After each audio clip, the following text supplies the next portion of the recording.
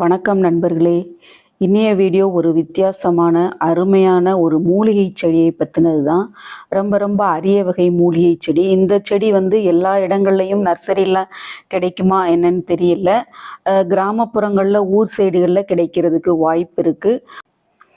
அதீத மருத்துவத்தன்மை கொண்ட அந்த செடி வளர்ப்பு பற்றி இந்த வீடியோவில் பார்க்கலாம். வாங்க வீடியோக்குள்ளே போய் பார்க்கலாம். இதுதான் எலும்பொட்டி இலைன்னு சொல்லக்கூடிய ஒரு மூலிகை தாவரம். இது ஒரு ஷ்ரப் வகையை சார்ந்தது, அதாவது குட்டி மரம் மாதிரி வளரக்கூடியது. தரையில் வச்சு வளர்க்கும் போது அதோட வளர்ச்சி ரொம்ப நல்லாவே இருக்குது. இடம் இல்லாதவங்க தொட்டிகள்லையும் வச்சு வளர்க்கலாம். பேருக்கு ஏற்ற மாதிரி அந்த தண்டுகள்லாம் பார்த்திங்கன்னா, அடியிலேருந்து அந்த வர்ற வேர் தண்டுகள்லாம் பார்த்திங்கன்னா அவ்வளோ ஒரு ஸ்ட்ராங்காக இருக்குது. சின்ன கிளையை கூட ஈஸியாக உடைக்க முடியல, அந்த அளவுக்கு நல்லா உறுதித்தன்மை வாய்ந்தது இந்த செடி. இந்த செடியிலேருந்து வேர், தண்டு, இலைகள், பூ, காய் எல்லாமே மருத்துவத்தன்மை வாய்ந்ததுன்றாங்க. இதோட இலைகள் இளம் பச்சை நிறத்துலையும், பேக் சைடு பார்த்திங்கன்னா ஒரு லைட் கிரே கலர்லையும் இருக்குது. இலைகளுக்கு அடியில் தான் பூக்கள் வருது. ஒவ்வொரு கணுவுக்கு இடையிலையும் பூக்களும் வருது. பூக்கள் நல்லா பூத்து முடிஞ்ச பிறகு அதுலேருந்து காய்கள் வருது. காய்கள் பார்த்திங்கன்னா ரொம்ப வித்தியாசமாக ஒரு அது கணுவாக ஒரு மாதிரி இந்த கொடிக்காயெலாம் இருக்கும் பார்த்திங்களா, அந்த மாதிரி இருக்குது. இந்த காய்கள் முற்றி காய்ஞ்ச பிறகு அது கீழே உதிர்ந்து அதுலேருந்து செடிகள் வளரும் அப்படின்னு நினைக்கிறேன். எனக்கு ஃபஸ்ட் டைம் தான் இப்போ காய்கள் வச்சிருக்கு. இந்த காய்கள் பார்த்திங்களா, இந்த மாதிரி ஒரு மாதிரி முள்ளாக அரும்பாக இருக்குது. முள்ளாக இல்லை, முத்தின பிறகு வேணால் முள்ளாக இருக்குமா என்னன்னு தெரியல. ஒரு வித்தியாசமாக இருக்குது இந்த காய் பார்க்குறதுக்கேமோ. இந்த செடியில் நல்லா முத்தின செடியாக இருந்ததுன்னா இந்த மழைக்காலம் ஆரம்பித்த பிறகு தான் இந்த மாதிரி பூக்கள் பிடிச்சு காய்களும் வர ஆரம்பிக்குது. இந்த எலும்பூட்டி இலையில் இயற்கையாகவே ஒரு கால்சியம் சத்து அதிகமாக இருக்கிறதுனால இதை உள்ளுக்கு எடுத்துக்கலாம். அதாவது சாப்பிட்றதுக்கு கஷாயம் மாதிரி இந்த இலைகளை அரைச்சி பசும்பாலோடு சேர்த்து சாப்பிடும்போது எலும்பு முறிவு ஏற்பட்டவங்களுக்கு உள்ளுக்குள்ளே அதை சாப்பிடும்போது அந்த எலும்பு சீக்கிரமாகவே கூடி வருது அப்படின்றாங்க. இந்த இலை சாற்றை இன்டர்னலாக எடுத்துக்கும் போது ஒரு சித்த வைத்தியரோட அறிவுரையின் பேரில் எவ்வளவு அளவு காலையில் எவ்வளோ எடுத்துக்கலாம், சாயங்காலம் எவ்வளோ எடுத்துக்கலாம், எவ்வளவு நாட்களுக்கு எடுத்துக்கலான்ற அறிவுரை கேட்டு எடுத்துக்கிறது ரொம்ப நல்லது. ஆனால் முறிவு ஏற்பட்ட இடங்களில் எக்ஸ்டர்னலாக பத்து போடும்போது நம்ம வீட்டில் இந்த இலைகள் இருந்தாலே நல்லா அரைச்சி அதை முறிவு ஏற்பட்ட இடங்களில் முட்டை பத்தோடு சேர்த்து நம்ம நேச்சராகவே கட்டு போட்டுக்கலாம். சித்த வைத்தியத்துலேயும் இந்த கட்டு போடுறதுக்கு இந்த எலும்பூட்டி இலைகளை அதிக அளவில் பயன்படுத்துகிறாங்க.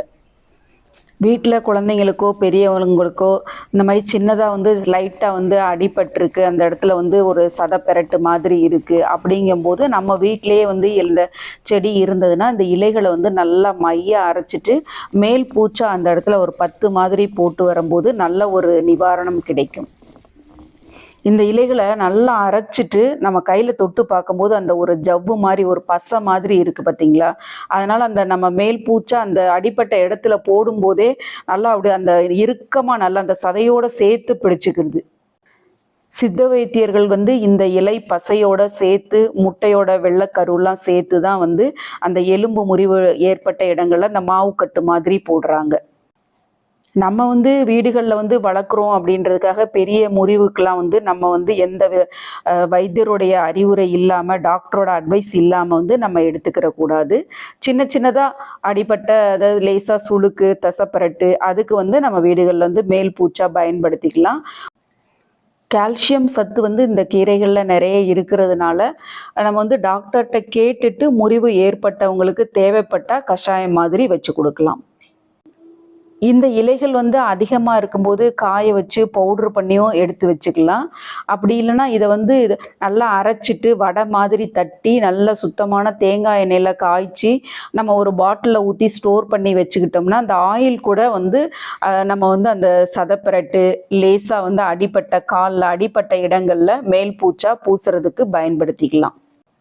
பெரியவங்களுக்குமே ரொம்ப யூஸாக இருக்கும். கை கால் மூட்டு வலி, வயசானவங்களுக்கு அந்த மூட்டு தேய்மானம்லாம் வரும் பார்த்தீங்களா, அந்த மாதிரி இருக்கிறவங்களுக்கு அந்த மூட்டுகளில் ஜாயின்ஸில் இந்த எண்ணெயை நல்லா மசாஜ் கொடுக்கும்போது நல்ல ஒரு ரிலீஃப் கிடைக்கும். இந்த செடியை வந்து தொட்டிகளில் வளர்க்கணுன்னா நல்லா செம்மண் கலவை ஒரு பங்கு வந்து தோட்டத்து மண், ஒரு பங்கு தொழு உரம், கொஞ்சம் வேப்பம் புண்ணாக்கு, கொக்கோபீட் வேணும்னா கொஞ்சம் சேர்த்துக்கலாம். ஏன்னா நம்ம ஏரியாங்களில் வறண்ட இடங்கள்ன்றதுனால கொஞ்சம் ஈரப்பதத்தை தக்க வச்சுக்கிறதுக்காக கொஞ்சம் கொக்கோபீட்டும் சேர்த்து நல்ல ஒரு கலவையில் வைக்கும்போது தொட்டியிலே எளிமையாக வளர்க்கலாம். இந்த செடியை வந்து நல்ல சூரிய வெளிச்சம் படுற இடத்துல வைக்கணும். அப்போ தான் அந்த இலைகள் வந்து நல்லா பச்சை பசேல்னு இருக்கும். சாணம் எரு மட்டும் 2 மாதத்துக்கு ஒரு தடவை இல்லைன்னா 3 மாதத்துக்கு ஒரு கைப்பிடி கொடுத்தாலே போதும். தரையிலன்னு இருக்கும்போது அதிக அளவு பராமரிப்பு தேவையில்லை. தொட்டிகளில் வந்து நம்ம வந்து மாதத்துக்கு ஒருக்க கூட நம்ம வந்து எரு கொடுத்தாலே போதுமானது. இந்த செடியில் பூச்சி தாக்குதல்னு இது வரைக்கும் வந்ததில்லை. இந்த செடியை வந்து நான் சென்னையில் ஒரு நர்சரியில் மற்ற பூச்செடிகள்லாம் வாங்கும்போது இது என்ன செடின்னு கூட எனக்கு அப்போ தெரியாது. பக்கத்தில் ஒருத்தவங்களுக்கு வந்து வாங்கி டேபிள் மேலே வச்சுருந்தாங்க. இது என்ன செடின்னு கேட்கும்போது தான் இதான் எலும்போட்டி இலைன்னு சொன்னாங்க. சரி அப்படின்னு சொல்லிட்டு நம்மளுக்கும் வீட்டில் இருக்கட்டுமே அப்படின்னு சொல்லி தான் இதோட பயன்லாம் அப்போ எனக்கு பெருசாக தெரியாது. வாங்கிட்டு வந்து ஒரு சின்ன செடியாக 1 kg கவரில் தான் வந்து வாங்கிட்டு வந்தேன். 40 ரூபா அப்படின்னு சொல்லிட்டு 1.5 வருஷம் ஆகுது. நல்லா ஒரு 3 அடி ஹைட் வரைக்கும் வளர்ந்து இந்த சீசனுக்கு தான் பூக்களும் காய்களும் வச்சிருக்குது. இந்த செடியை வந்து ப்ரொபகேட் பண்ணுறது சீட்ஸ் மூலமாகவே ப்ரொபகேட் பண்ணலான்னு நினைக்கிறேன். இன்னும் நான் ட்ரை பண்ணல. இப்போ தான் வந்து சீட்ஸ் வந்திருக்குது. இந்த சீட்ஸ்லாம் வந்து நல்லா காஞ்ச பிறகு நிறைய சீட்ஸ் இருந்ததுன்னா கேட்குறவங்களுக்கும் ஷேர் பண்ணலான்னு நினச்சிருக்கேன். யாருக்காவது சீட்ஸ் தேவைப்பட்டதுன்னா கமெண்ட் பாக்ஸில் கமெண்ட் பண்ணுங்கள். ஃப்ரீயாகவே சீட்ஸ் அனுப்பி விட்றேன். இந்த அதிக மருத்துவத்தன்மை வாய்ந்த எலும்பொட்டி இலை செடி கிடைச்சதுன்னா நீங்களும் வாங்கி வளர்த்து பயன்பெறுங்க. மீண்டும் அடுத்த வீடியோவில் வேறொரு செடியை பற்றிய பதிவுடன் உங்களை சந்திக்கிறேன். அது வரைக்கும் பை நண்பர்களே.